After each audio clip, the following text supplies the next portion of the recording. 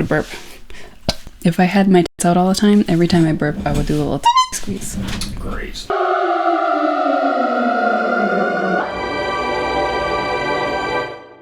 In late 2020 and early 2021, there was a wave of interest in the New Age bimbo. Exactly what constitutes a New Age bimbo is a little bit all over the place. It's about emotional intelligence. Ego death. Are you really hot? It isn't about the way that people perceive you. There isn't one clear-cut way to be a bimbo. Which makes sense since this movement is mostly just Gen Zers doing riffs on the same bit, but there are some shared basics. These New Age bimbos are like previous generations of bimbos, hyper-feminine, hot, and dumb. But the twist is, this time, She's actually a radical leftist. let's get the obvious hot takes on the bimbo out of the way. It sucks that people are mocked or underestimated because they enjoy feminine things. And it is a kind of feminist act to claim your femininity without shame. I did the thing. I talked about how bimbos are feminist. Now let's move on. I'm tired of hearing feminist takes. Here's the other obvious hot take. Bimbos from Marilyn Monroe to Paris Hilton to Kim Kardashian, Snooki, and more are smart and powerful for having turned their perceived airheadedness into successful careers. I didn't put any concealer on. Forgot the first step of makeup is to hide your shame. When people are hot and dumb, it is fun and funny. These women are watchable, hateable, and likable. And would you stop taking pictures of yourself? Your sister's going to jail. Being watchable, hateable, and likable makes for a great career when you're in the entertainment industry. Lizard. Serving lizard today. So, yes, as established, bimbos are smart because bimbos are smart. But bimbos are also smart because they're really fucking dumb. Because they have, as per the meme, no thoughts, head empty. There are centuries of thinkers that also use the power of being really fucking dumb. Figure 1. Really old Greek guys. Once upon a time, rich men used their spare time to think a lot and write books about each other talking about stuff. Those were the days. One of these rich men was named Pyrrho. At the time, ancient Greek schools were all trying to figure out, how do we live well? The ancient Greek word for this is eudaimonia, and different schools of thought had different ideas of how we achieve eudaimonia.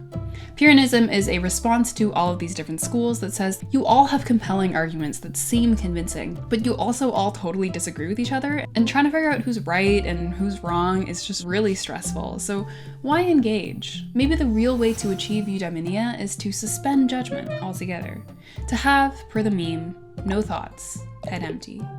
Apparently the skeptics also had lots of sayings to help their followers suspend judgment, which are all basically like, maybe, and like, I don't know, and I love them. There are also a lot of really great stories about Pyrrho that may or may not be true, and are examples of how you could take his ideas to the extremes. One story about him is that his mentor fell into a ditch one day, and Pyrrho just like left him there, because he was like, I don't know that he's in a ditch. Another story is that he was almost constantly walking off cliffs and his students stopped him from walking off the cliffs. But he was doing this presumably because his skepticism doubted not only like philosophical schools of thought, but also the existence of cliffs. Another story is of how he was on a ship in a huge storm and everyone is freaking the fuck out except him. And he was like, look at the pigs. They don't know what's going on. Let's be like the pigs. These stories about Pyrrho leaving his mentor in a ditch or constantly on the verge of a very crunchy end are probably not true, and like honestly are probably stories that are manufactured by a rival school to be like, look how silly these skeptics are. They won't help their mentors out of ditches and stuff. But for me, at least, the pig one might be true, or at least I want it to be true. It seems less silly than the other two and like more genuinely wise. If Pyrrho is the captain, then like, oh my god, Pyrrho, captain the ship through the storm. If he's part of the crew, do your job, please. But as far as I know, Pyrrho was just a passenger. And as a passenger on a stormy ship where you ultimately cannot help the crew or change the situation at all, then a kind of radical acceptance or radical questioning and abstaining of judgment is actually kind of smart. I think at the heart of Pyrrhonism and skepticism is like this meme, where the galaxy brain take on philosophy and other complicated issues is like not giving a single f about it your entire life. Imagine arguing with a person who says to you, perhaps it's possible, maybe, and what do I know? And everything is indeterminate. I personally would just leave them the f alone. It's impossible to argue with that. It's a kind of weaponized passivity that's really powerful. An even more intense example of weaponizable passivity of no thoughts, head empty comes to us from 1853, from the short story Bartleby the Scrivener by Herman Melville. Figure 2. a short story written by that guy who wrote that book about that whale. You can read it online for free, and I would highly recommend that you do so. I am going to be kind of vague about it, so like you can totally still read it afterwards, even if you listen to this part.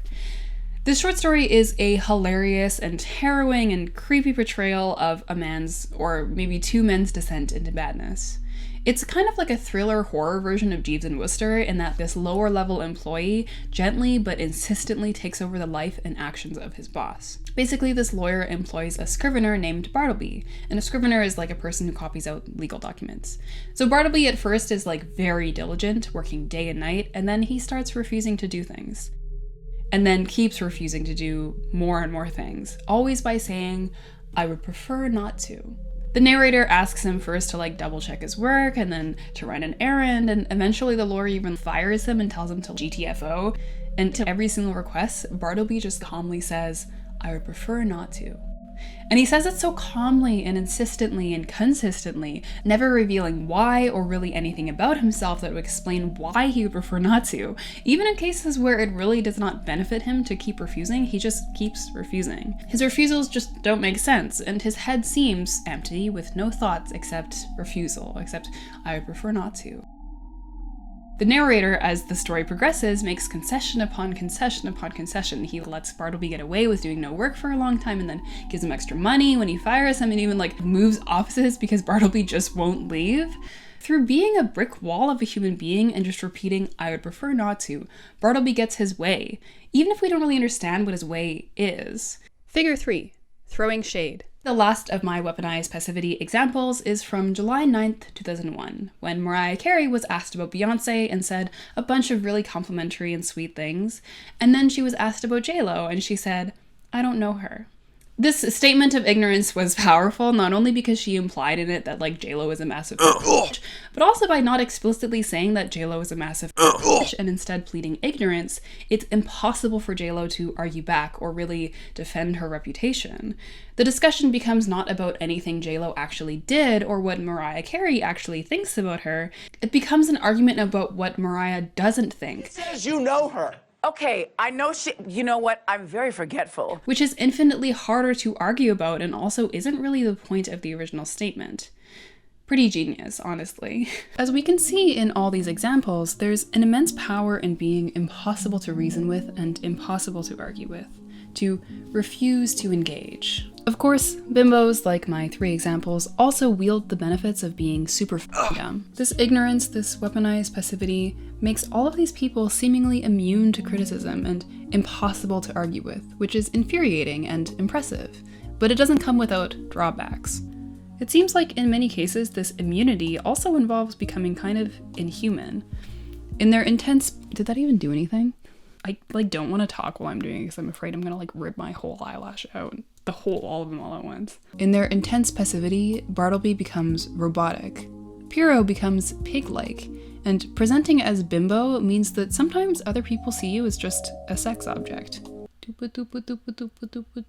And although in passivity you can get your way, the ways you can get are somewhat limited. A bimbo might be able to improve her own quality of life by being really hot, but she may not be able to change the mind of someone who doesn't agree with her. Simply saying gay rights does not make it so, and the joke kind of becomes like, I think solving homophobia and its effects is so simple that all it needs is for a hot girl to say gay rights. To become a wall means being a wall. It means falling off a cliff because you doubted whether it was really there. A city run by skeptics might not function very well. And we all know what happened to Bartleby because we all read the short story, right guys? Right? It's really good, I promise. But this is in part misrepresenting the TikTok bimbo's presentation of bimboism. Passivity doesn't define their whole existence, unlike Bartleby or Pierrot. It's more like a Mariah moment. New Age bimbos explicitly express complex ideas on things. In fact, it's kind of an integral part of the New Age bimbo identity. It took me so long to find my ear hole! Turns out putting on earrings is really hard.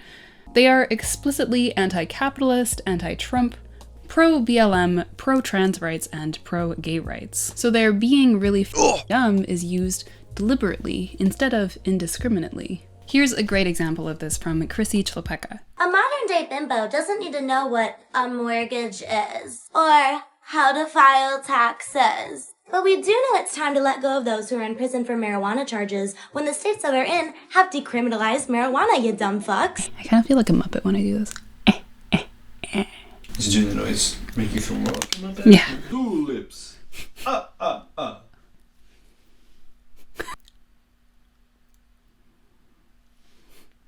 Unconventional lipstick techniques. Oh, I just squished it. I'm not a booty guru. I'm a nothing guru. I'm a grunt.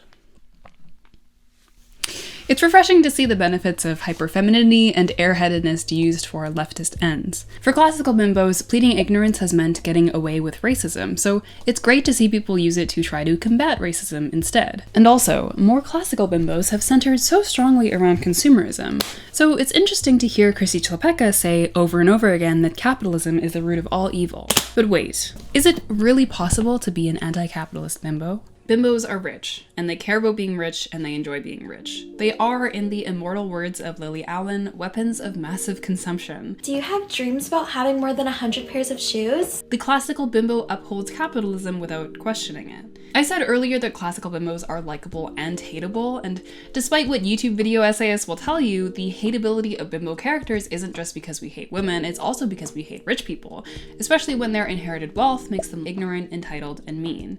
Like, sure, ContraPoints, maybe part of why we hate the rich is, like, envy, but there's also other reasons to hate the rich. Sorry, I just didn't like that video essay. Okay. The rich also suck because they and their families, in their mind-boggling wealth and their connections to other mind-boggling wealth, hold immense power over how the majority of people live.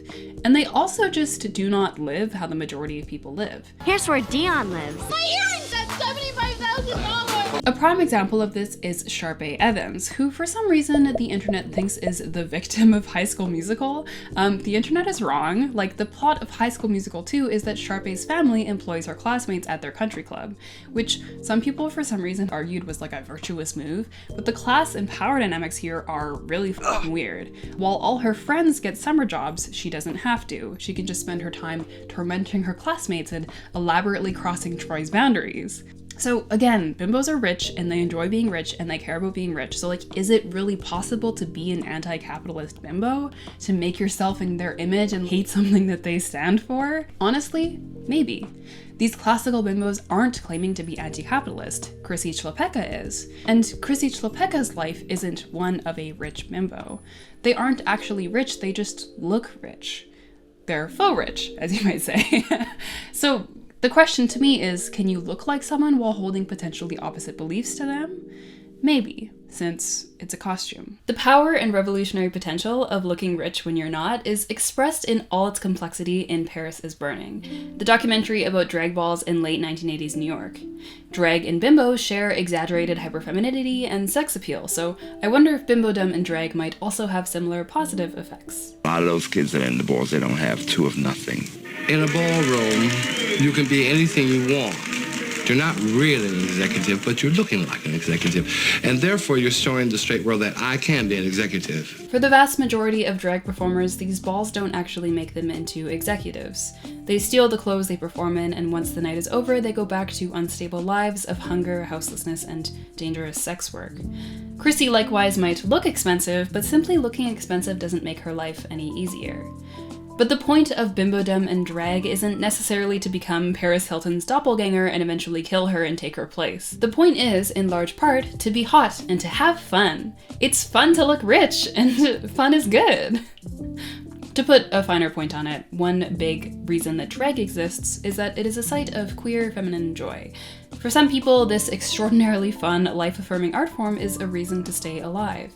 Finding clothes that make you look good and living it up in them, good for your brain. And in a world where people are being told explicitly and implicitly that they are disgusting for being queer, for being black, or for being poor, being indisputably gorgeous is a radical act. The new age bimbo trend is, I think, radical and powerful in a kind of similar way. And alongside this, a big part of the appeal of drag is the community. Your peers, your friends are telling you, oh, you'd make a wonderful executive. Is this a businessman of the 80s or what? In drag houses, queer people find new families after their biological families kick them out. In bimbo talk, internet bimbos have also found community in each other. Maybe the real bimbification were the friends we made along the way. But there's something even deeper here. Let's also go back to Pyrrho and ancient Greek philosophy. As I said, Pyrrhic skepticism arose at a time when there was a bunch of competing schools with a bunch of competing ideas about how to best live your life. So Pyrrho, pulled this way and that by these ideas and those ideas, decided maybe the best way to live your life is to just doubt it all, to just say, I don't know. And in resisting the call to think and puzzle and argue about what might be right and what might be wrong, Pyrrho accesses a kind of indisputable truth, that there is no indisputable truth, that we don't know. In the phrase serving realness, there's a kind of irony that we're ascribing realness to an elaborate costume. But maybe there is a kind of truth in these elaborate performances. If someone is unmistakable from an executive, aren't they, even just for like a fraction of a second, truly an executive? Or at least like enacting a core part of what makes someone an executive? And alongside this, people sometimes think that caring how you look is superficial, like it's like a waste of time, it's like vapid, it's indicative that someone isn't smart. But caring about how you look is such a deep-set animal thing. Grooming rituals, the joy of dressing up in like nice fabrics that go swoosh or whoosh in a certain way.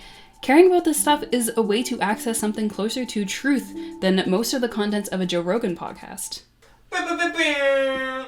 Honestly, it's difficult to cut through all the noise and retain a grip on reality, to know what's really real and what's really true. But amongst it all, it is an indisputable fact that Chrissy Chilpeka's tits look great. Call me. Gay rights! Thanks for watching! Thank you to Justin for doing so much shit. Look at this beautiful pink wall that we created. Amazing.